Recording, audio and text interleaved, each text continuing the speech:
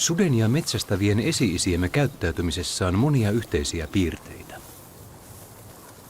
Niin kuin esi-isämmekin, myös sudet elävät laumoina. Lauma hallitsee omana reviirinään laajaa aluetta ja lauman sisällä vallitsee tiukka sosiaalinen hierarkia. Lauma metsästää yhteistuumin itseään paljon suurempia eläimiä. Saalis jaetaan ja osa siitä kuljetetaan pennuille ja niitä hoitaville naaraille. Pentujen hoitoon ja puolustamiseen osallistuu koko suku.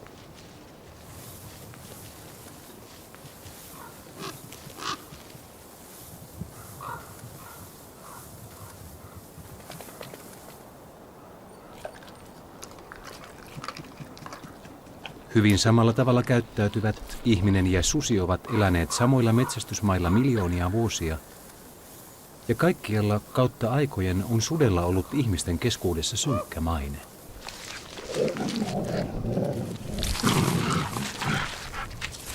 Saduissa ja tarinoissa susi syö pikkutyttöjen isoäitejä tai terrorisoi suurkaupunkeja ihmissodan hahmossa.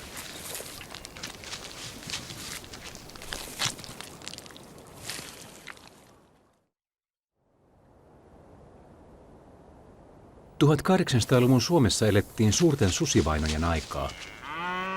Asuttaessaan Pohjolan erämaita ihminen hävitti suden luonnollista ravintoa, hirviä ja metsäpeuroja. Luonnollisen ravinnon vähenemisen myötä tuli metsissä ja pelloilla laiduntavista kotieläimistä susille uusi ravinnonlähde. Susille menetetyt kotieläimet olivat ihmisille raskas takaisku. Ja kilpajuoksu elämästä susien rinnalla alkoi.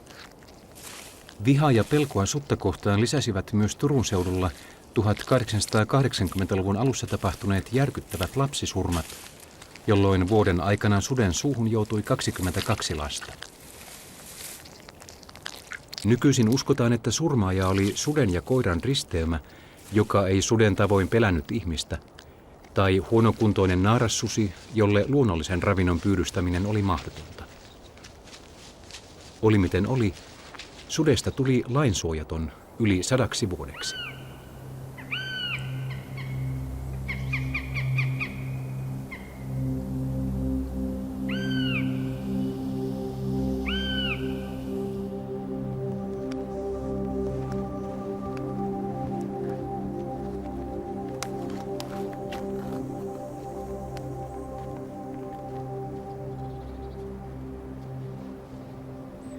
Kun susia ei saatu omin neuvoin hengiltä, kutsuttiin apuun venäläisiä sudenpyytäjiä, lukasheja.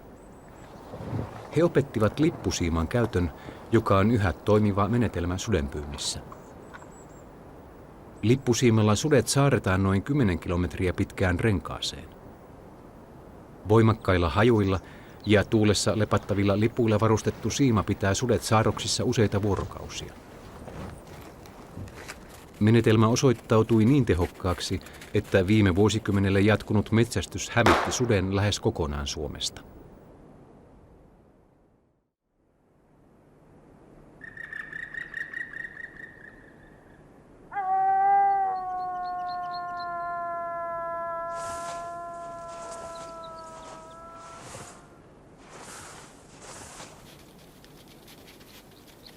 Rauhoituksen myötä palasi susi Venäjän-Karjalan suurista erämaista takaisin Suomeen.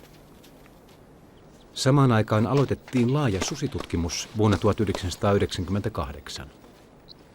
Tutkimuksen tavoitteena on saada todellista tietoa susilaumojen käyttäytymisestä. Tutkijat selvittävät susilaumojen ja reviireiden kokoa, ravintokäyttäytymistä ja lisääntymistä. Nykyaikainen tekniikka, radiotelemetria, antaa mahdollisuuden susien tarkkailuun. Ongelmana kuitenkin oli, kuinka saada sudet kiinni ja varustaa ne radiolähettimeen.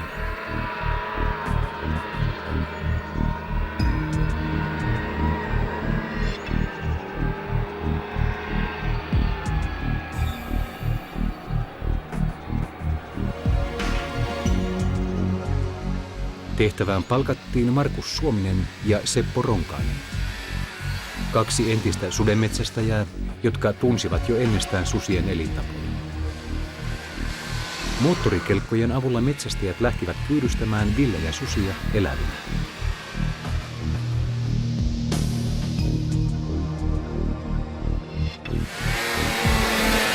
Suden pyynti aloitettiin helmikuussa, jolloin yli metrinen lumi peitti suurimmat ojat ja hakkuuaukeat ja mahdollisti moottorikelkoille vauhdikkaan ajon.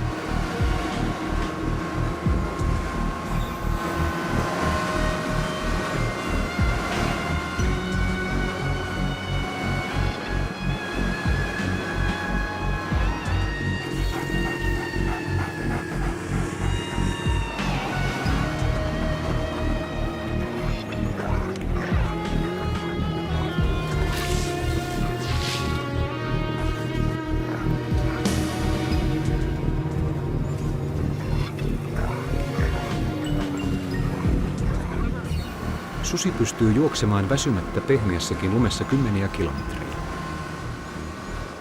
Auratulle metsäautotielle tai moottorikelkkareitille joutuessaan se yrittää karkottaa vainojansa rajulla laukalla. Raju laukka on kuitenkin virhe. Susi väsyy ja helpottaa näin pyytäjien työtä.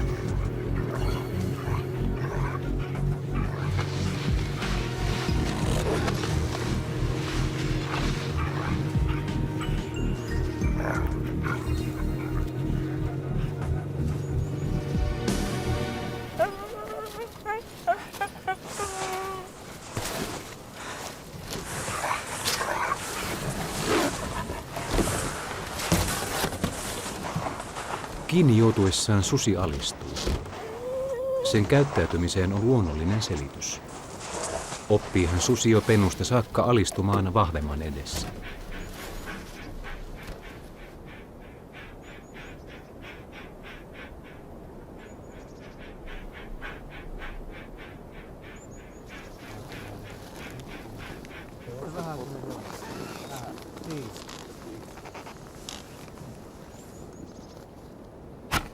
Susi saa nukutusnuolen reiteensä. Se mitataan ja punnitaan. Lisäksi susi merkitään korvamerkillä ja varustetaan radiopannalla. Näin susi on tietämättään valmis antamaan arvokasta tietoa lajinsa elämästä. 2 talven aikana pyynti onnistui hyvin. Tutkijat saivat merkittyä ja varustettua radiolähettimiin 13 sutta. Susitutkimus oli edennyt uuteen vaiheeseen.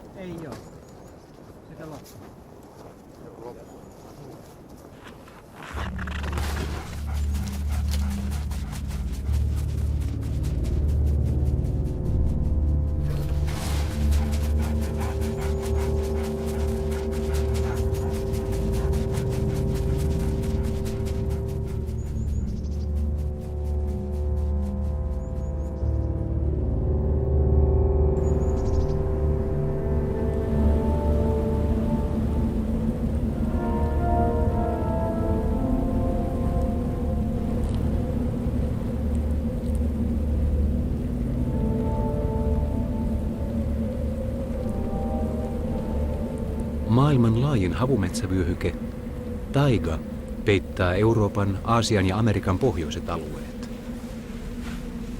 Täällä talvi on hallitseva vuodenaika. Talvi säätelee Pohjolan eläinten elinmahdollisuuksia.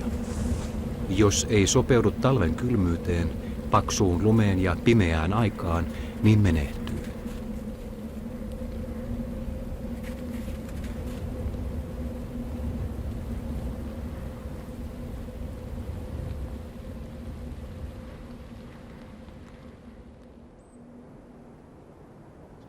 Talviselle taigalle kuuluvat myös susilauman jäljet.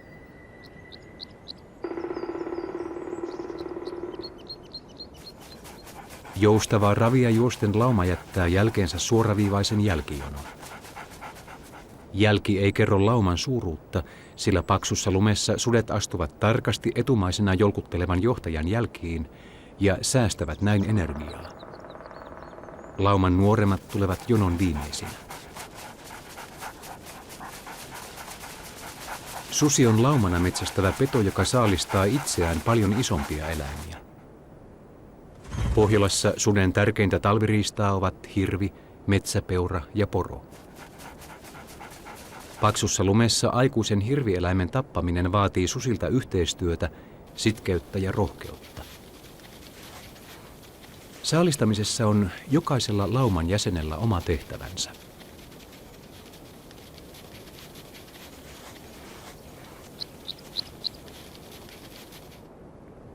Yleensä susien saaliiksi jää loukkaantunut tai ankaran talven heikentämä yksilö. Suden luonnollisena tehtävänä on säädellä saaliseläintensä määrää ja pitää yllä niiden laitumien kestävyyttä ja eläinten elinkelpoisuutta. Tilanne on järkevä sekä pedon että saaliin kannalta. Säälimättömässä taistelussa olemassaolosta karsiutuvat ne, jotka eivät kykene tehokkaasti tappamaan, puolustautumaan tai pakenemaan.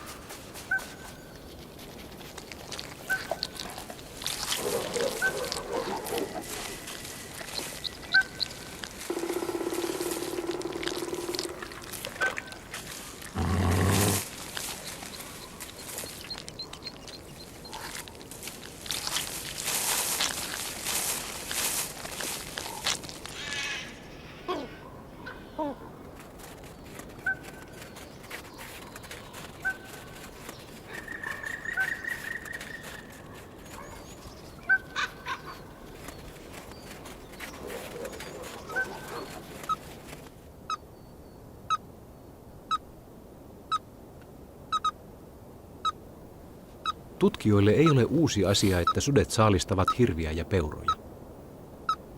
Kysymys onkin siitä, kuinka paljon ne verottavat metsien riistaa. Kuinka paljon hirvikanta pystyy susia elättämään ja riittääkö hirviä myös metsästystarpeisiin.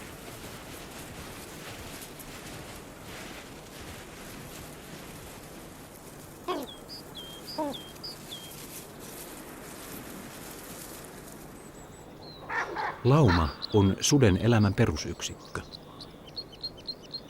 Lauma hajoaa osittain helmi-maaliskuussa, jolloin susilla on kiima-aika. Tällöin jotkut yksilöt ajetaan tiehensä uuden pentueen tullessa tilalle täydentämään laumaa. Susilauma pitää hallussaan laajaa reviiriä, jolle uskaltautuva vieras susi ajetaan tavallisesti raivoisasti tiehensä. Tämän nuoren suden pelokas ilme kertoo sen olevan varastamassa ruokaa päälaumalta.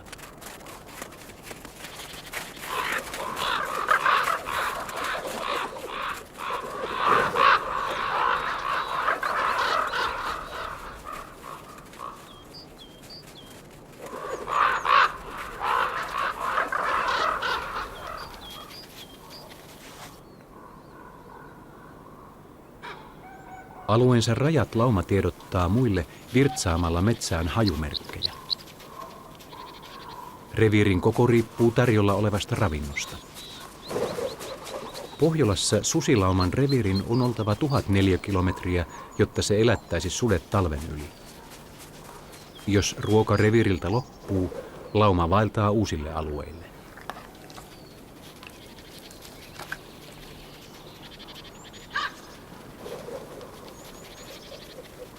Susilaumaa johtaa hyvässä kunnossa oleva pariskunta, joka pariutumisen jälkeen pitää yhtä koko elämänsä ajan. Saalistusretkillä uros johtaa laumaa, mutta kotioloissa naaras on ehdoton hallitsija. Susilauma koostuu usein johtajaparin eri-ikäisistä jälkeläisistä ja joistakin laumaan liittyneistä tulokkaista.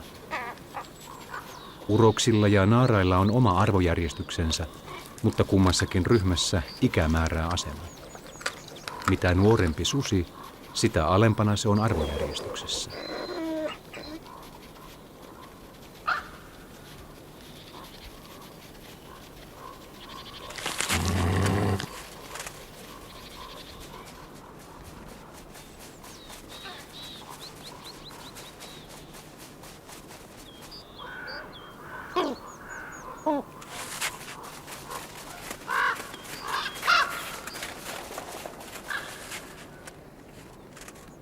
Kun saalis on kaadettu, sudet viettävät sen luona useita vuorokausia syöden ja keräten voimia uudelle saalistusretkelle. Johtaja Uros pitää huolen siitä, että sen raskaana olevalla elämänkumppanilla on etuoikeus syömiseen. Laumaan on alkukesästä syntymässä taas uusia jälkeläisiä.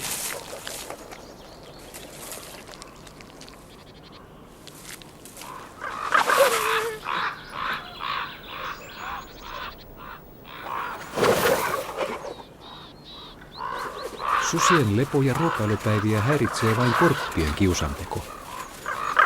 Samalla kun linnut haluavat päästä osille susien saaliista, ne tekevät yllättäviä hyökkäyksiä takapäin ja iskevät nokkansa susien selkään.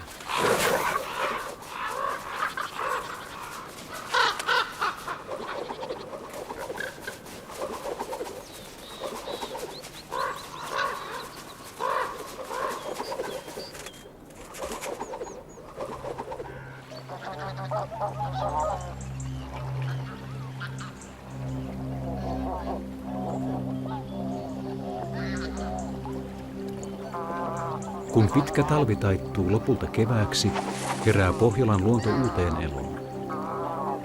Muuttolinnut saapuvat etelästä pesimäseuduilleen. Ensimmäisten muuttajien joukossa ovat tulleet joutsenet ja hanhet.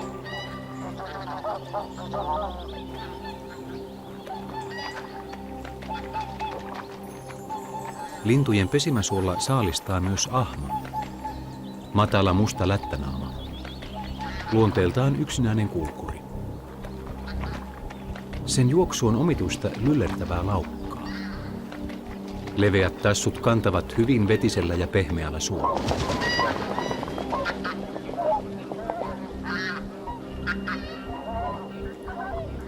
Ahmaa eivät niinkään kiinnosta siivekkäät linnut, vaan susilta ja karhuilta jääneet haaskanrippeet.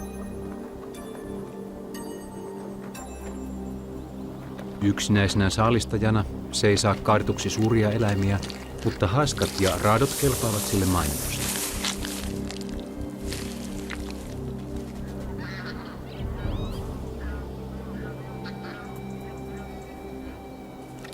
Vahvan niskan ja tukevien leukojen avulla se pystyy repimään ja kuljettamaan suuriakin lihamääriä.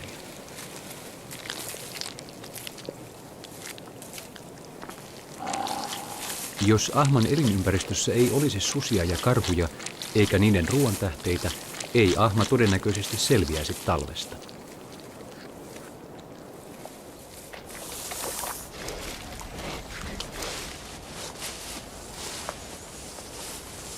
Toukokuun lopulla susipari hakeutuu rauhalliseen paikkaan synnyttämään.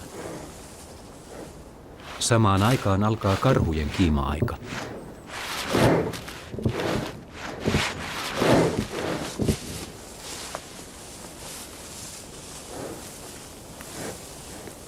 Kiimapari viettää yhdessä useita viikkoja suhdetta lujittaen ja kiimahuippua odottaen.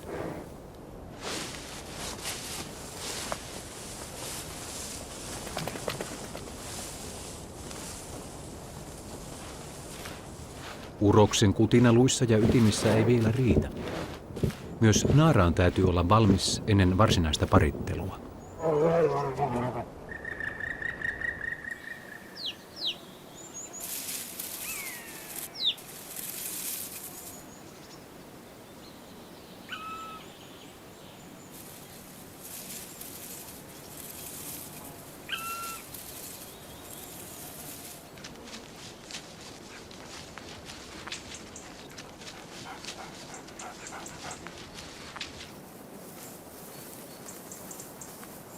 Susiparin ollessa synnyttämässä lauman muut jäsenet pysyttelevät lähimaastossa myyriä, hiiriä, jäniksiä ja muuta pienriistaa etsien.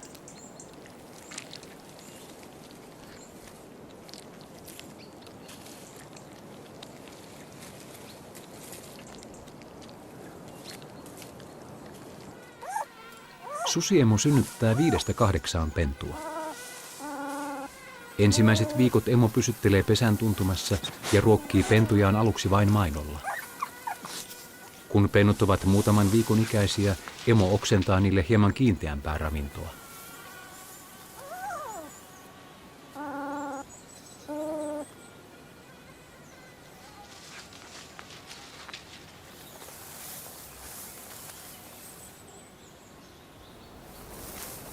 Lauman muut sudet liikkuvat pesän lähiympäristössä ruokaa etsien. Sudenpentujen kanssa samaan aikaan syntynyt metsäpeuran vasa on helppo saalis sudelle, jos ne sattuvat kohtaamaan erämaassa.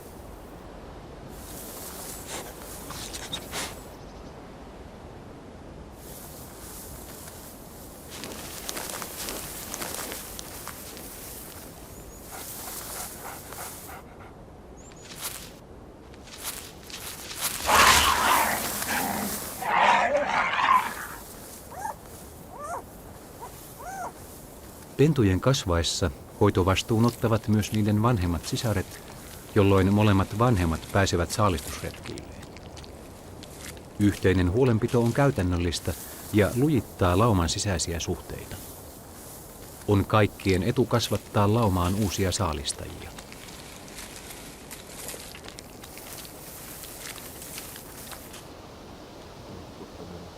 Metri on syvyyttä. Eikö vähän enemmän? 1,10 m. Joo. Pennut soppii ole. Tutkimussusi Nemon pesä on vaatimaton kolo maatuneen juurakon alla.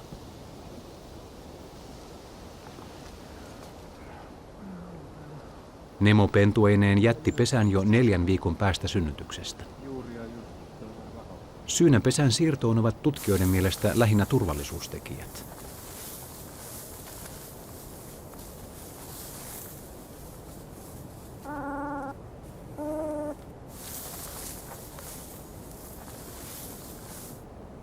Useiden viikkojen asumisjäljet voivat herättää ohikulkijoiden huomioon. Pesän siirtoon voi olla syynä myös kasvavien pentujen tarvitsema suurempi elintila. Lähistöltä on myös löydyttävä juomapaikka ja piilo mahdollisen vaaran uhatessa. Sudenpentujen kuolleisuus on suuri, varsinkin huonon ravintotilanteen vallitessa.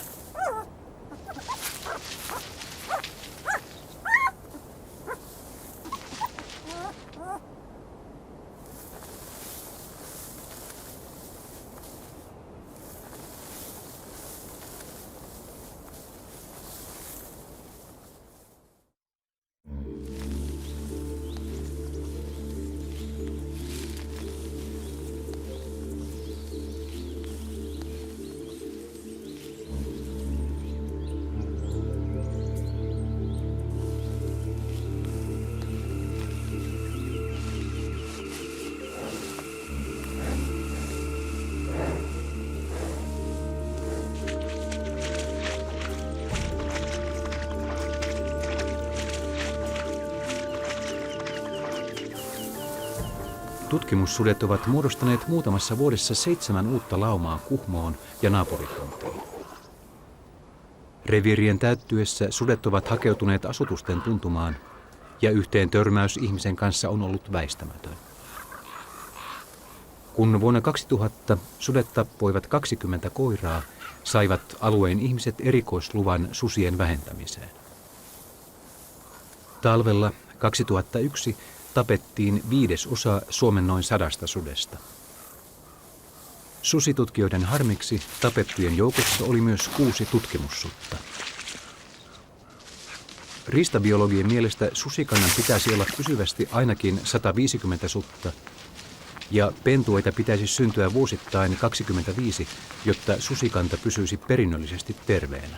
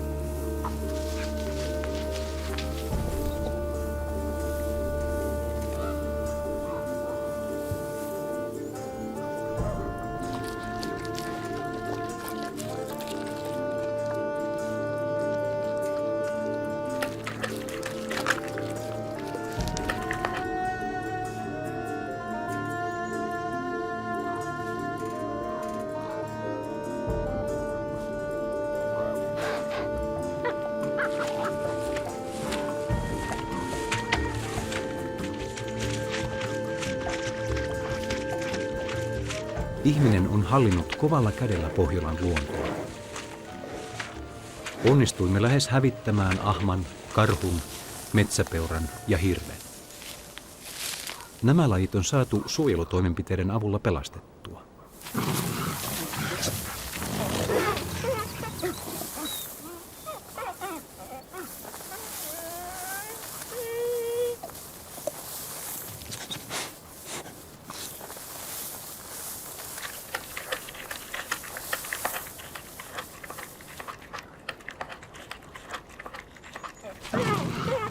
Nähtäväksi jää, saako myös susi täyttää sille kuuluvaa tehtävää Suomen luonnossa.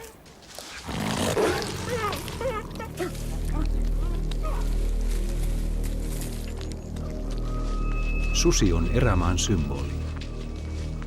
Erämaa ilman sutta ei ole todellinen erämaa.